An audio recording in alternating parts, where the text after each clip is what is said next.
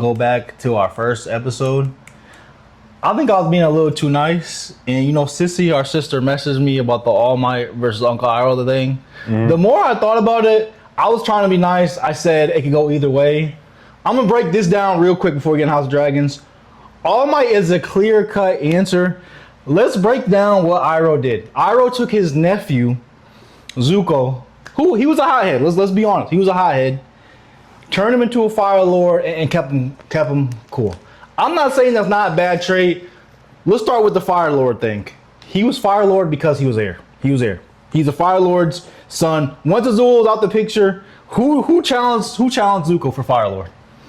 We've never seen Zuko get challenged. If he was not Fire Lord Ozai's son, would he be just walk in there and be like, hey? No, people accepted it because I feel like there was only like 5 people in like the Fire Nation he talked about.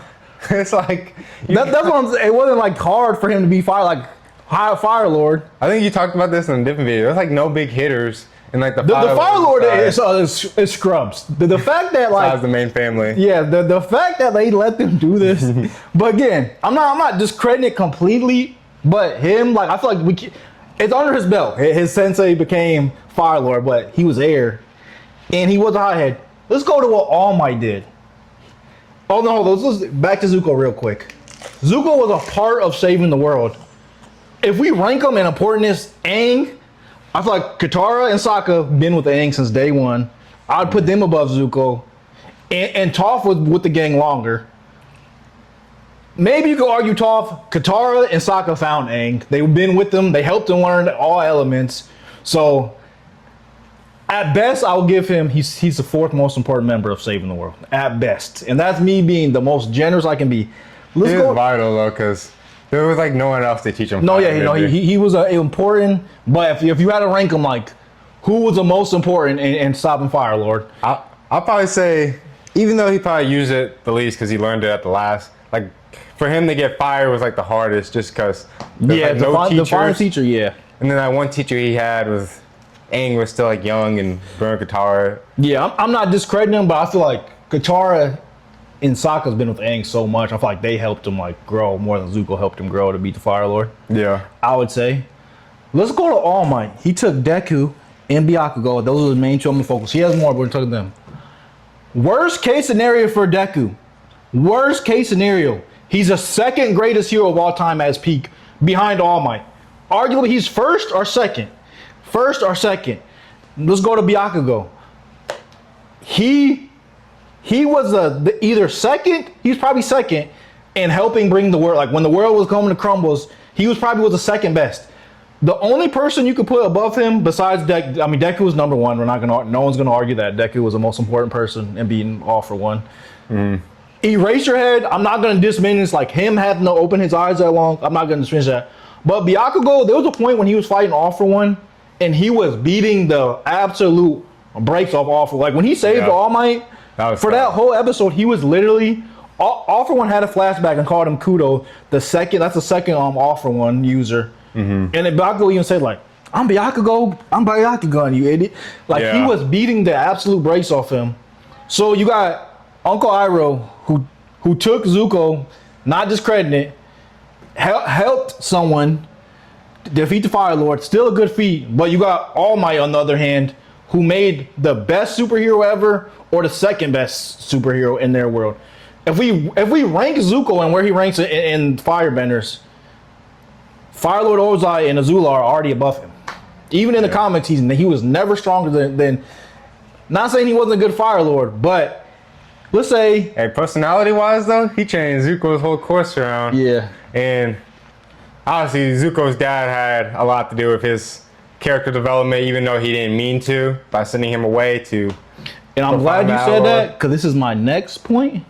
Let's say you got All Might right here, you got Uncle Iroh right here. If you need a therapist, go to Uncle Iroh. If you want to become Hokage, I thought you about to say All Might. I was like, bro. If you want to become Hokage, Pirate King, Wizard King, you try to make the NBA, those are your only 2 options. You want to be the strongest you could be, you go to All Might. If you need therapy, go to Uncle Iroh. Not trying to be disrespectful. I feel like Uncle Iroh got what's his name to his max potential to Zuko. Like what else could Zuko have did? Yeah, but I feel like we said, I don't know how like Like Azula was always stronger than him. Like even in the comics, like.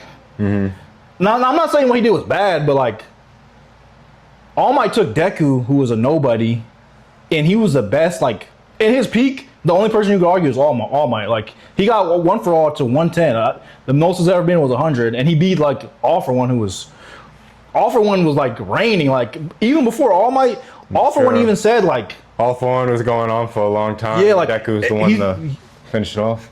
And then he even said like you guys forgot like before All Might, this world was wicked. Like it was not peaceful. It was. So All Might did bring change. I'm not saying Uncle Iroh's not good, but I feel like who did more? I feel like All Might, and then you got Byakugo, who he was. I gotta be fair because I said the same. Byakugo was already good without All Might. I don't think he would be as good because at the end of My Hero, he was a 5th ranked hero, and that's with one thing they take in consideration is how good you are with fans. He does not. Byakugo does not care about that. He was horrible with fans. He was horrible. So he honestly could be higher than 5th, but that was his reign at there. So I feel like All Might's resume is better than Uncle Iroh's resume. I got a defense. All right. Okay, Avatar world, been ruled by the Fire Nation for like 100 years now since Aang's been gone. Obviously Uncle Iroh was a villain at first. Had the loosest kid, Lutin. And then, him and Zuko go on this journey. Zuko takes a while, but Uncle Iroh convinces him to finally redeem himself. He has to find it within himself a little bit though, even though Uncle Iroh told him that. Yeah. But okay, what I'm trying to say, pretty much bottom line, is that Fire Nation was dominating for 100 years.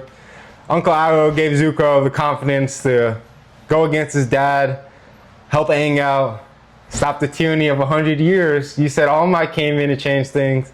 Uncle Iroh's effect and Zuko, they changed 100 years of Fire Nation rule. No, they did. I'm giving them credit for that. But All Might student was top dog. But I could argue, for example, if he gives that power to Lemillion, is Lemillion not giving the same outcome or a similar outcome? Lemillion might, but I don't think without All Might's training, I don't know. I think if you give All for One to Deku or Lemillion and you take All Might out the picture, I don't think. You think if someone else is there? So I think Lemillion could, but because of All Might there, Lemillion. So it's more like All Might greatness instead of Deku. Yeah, that's kind of the whole argument. Yeah. And I'm not discrediting it. I love Zuko. I'm not discrediting it, but in importance, if you remove Zuko, there's All for One wins, 100%. If you remove Deku, I don't know if I said that was that. But you remove Deku, all for 100 wins. If you move Zuko, I don't know if Aang does it, but if you had to pick a scenario, you remove Deku and have all of them fight All for One, or you remove Zuko and have them fight the Fire Lord. Who do you think has a better chance of winning? Hey, that's different. Because you still got Aang. You gotta give that power to somebody else like Lemillion. But hey, Zuko only had one sensei. Deku, he had Eraserhead, and then the rest of the teachers backing him up. Yeah. And he had other motivations going for him. Like Zuko, he really he also kind of becomes a battle. He got at least a decent amount of years though, being royalty, training. He probably had growing up, he had the best of the best. Yeah.